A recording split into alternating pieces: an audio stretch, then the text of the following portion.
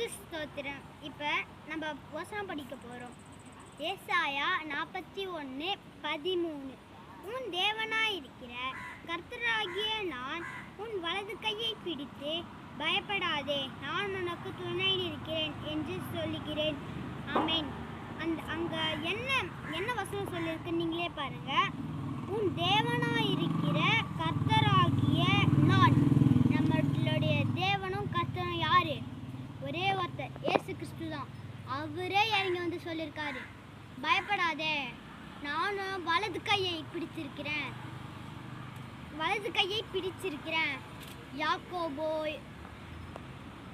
யாக்கோபோ ஈசாக்கோ சாமுவேலோ யாருமே சொல்ல, ஏசப்பாவே இறங்கி வந்து சொல்லியிருக்காரு நம்மளுக்காக. நம்ம வலது கை யார்கிட்ட இருக்கு? ஏசப்பா கிட்ட. உங்களுக்கு எதனா நோயோட பிரச்சனையா?